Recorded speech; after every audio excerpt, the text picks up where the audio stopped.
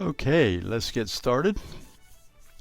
This video is all about Memo Accounts. You see, I have to reflect and stop and reflect before I say the word, because we've already done two memo videos on Memo Amounts, and this is Memo Accounts.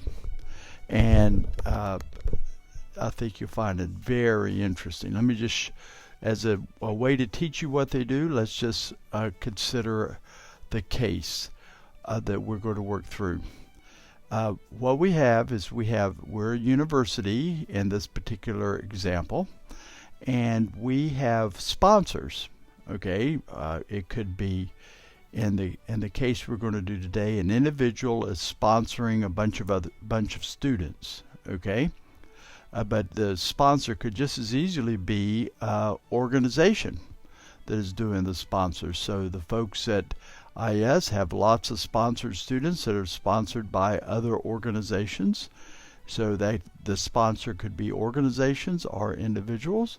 And the example we have here, we're going to have students that are sponsored by a very generous fellow named Fred McInerney. So what we'll do is we'll go over to Chart of Accounts and we'll set up an account for Fred McInerney. And so what I've done as a matter of convenience is that I'm going to use T. You know how we use A for organizations and S for students and ER for employees. Well, I've just arbitrarily grabbed T.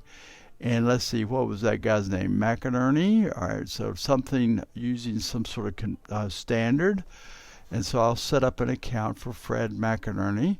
All right, and we will create it. And we'll go Fred McInerney.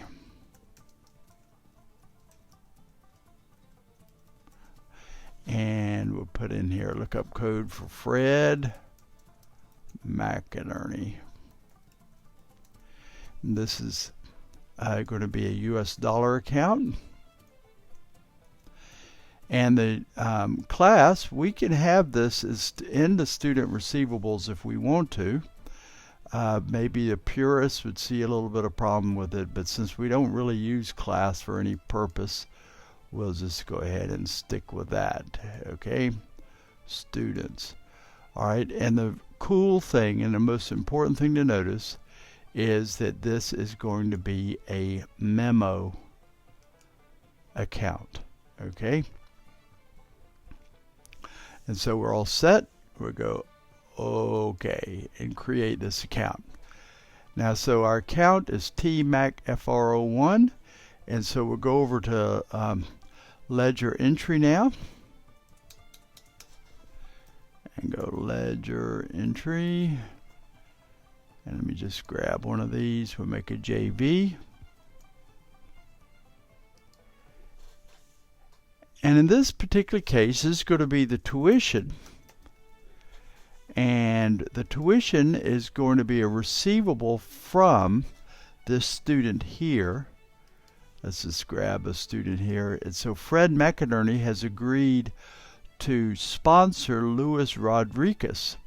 All right, so we've got the student there, and so we have tuition. This is for Luis, Brother Rodriguez's account.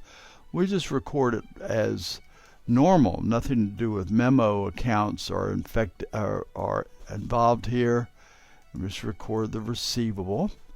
Okay, and while we're at it, seems like we're okay with this, and we'll go okay, we'll go to new line, and that was the debit. Yeah. That was the debit. New line, there we go. And here is the credit. We need to put it to some sort of unearned income account. All right, so I'm just going to find some place to credit here in my liabilities of $3,000. For the sake of our presentation, let's just put it right to this account because I haven't set up an unearned income account. And so we'll just put it there. So forgive for you purist accountants out there This is not an accrued expense, it's an unearned income. Okay, and we're all balanced out here, and we need a credit for 1,000. Okay, and this is going to be our credit. And now this would post. If we push post right now, unless I've made a mistake somewhere, this would post. But what we're going to do instead is go new line, and now let's go to the sponsors account, and this was Fred McInerney's account. Okay, Fred McInerney, and we'll put in 1,000 that Fred owes us as a sponsor. All right, and we'll make that a debit. Now I'd like for you to notice that we were in balance before we got to this line, and I'm putting this in right now, and it is not changing that figure here. It's not showing it's out of balance. Let's look over here at the grid view. We have 1,000 debit and 1,000 debit and 1,000 credit. So it looks like it's all crazy, but this is just a memo account, and because this is a memo account, it's not taking the debit and credit and the amount into the consideration. So here we go, and so we'll post that baby, and that thing posts just fine. And let's look at the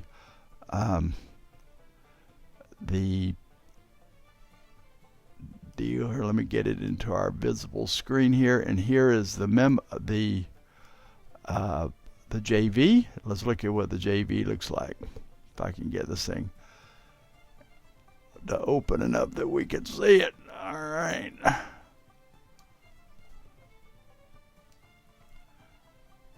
I'm trying to get it so we can see the whole thing.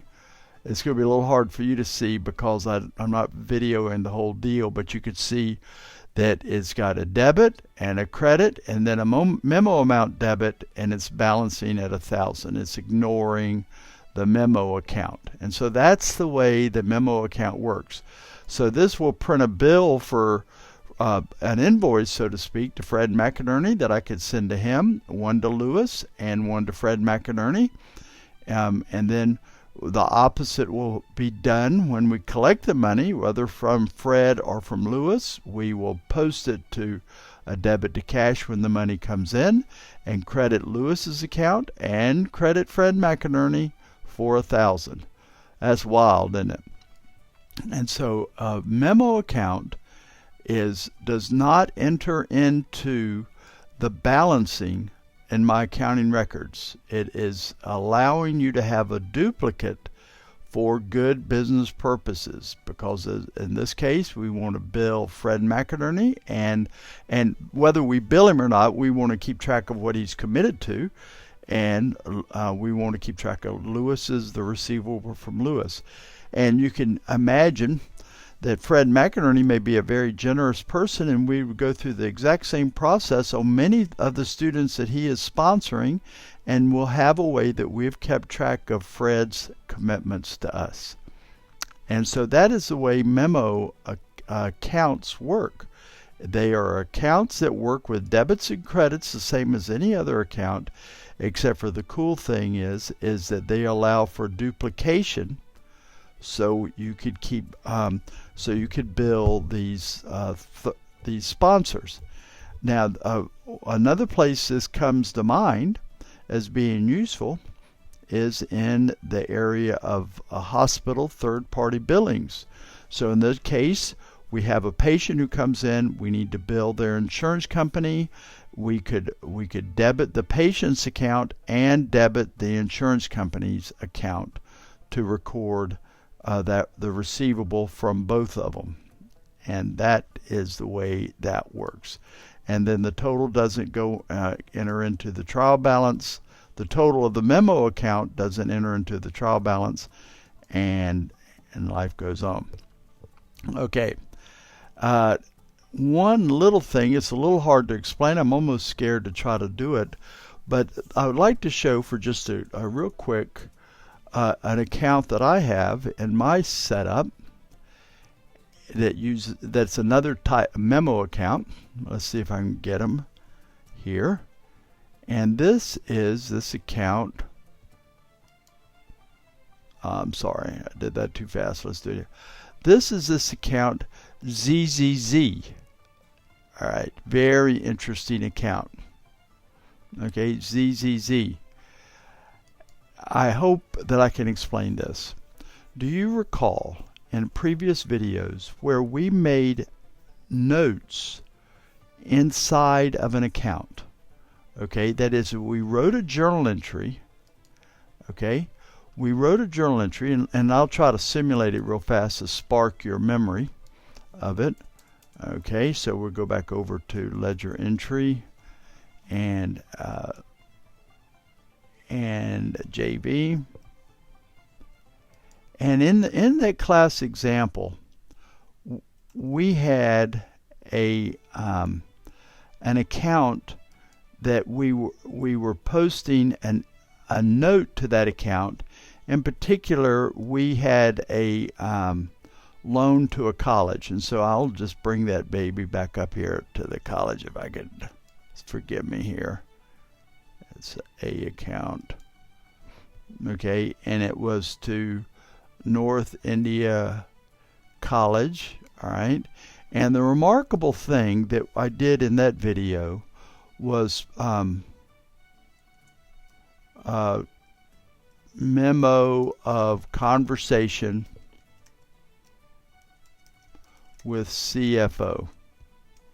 Okay, we changed that to a debit, and then we went over here to notes, and we were able, when we're in notes, we're able to write a note, and then we posted it without putting any debits and credits, so the note was captured.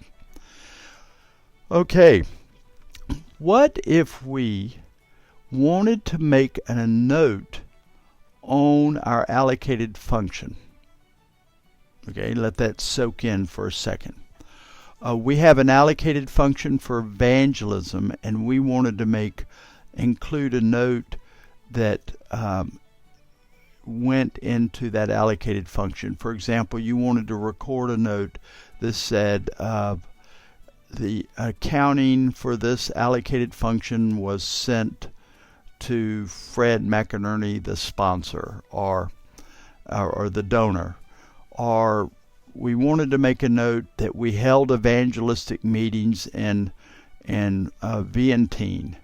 Okay, well, what I've gone to my ZZZ account, and I write in the description of note to evangelism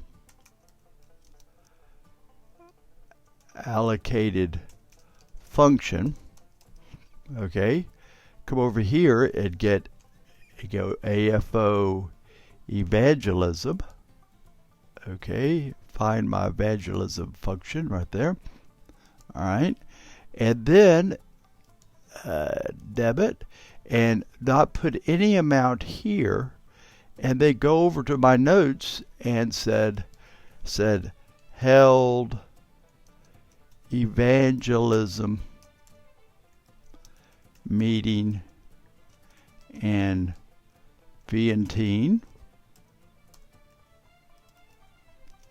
Okay, in Vientiane, 1,000 baptized.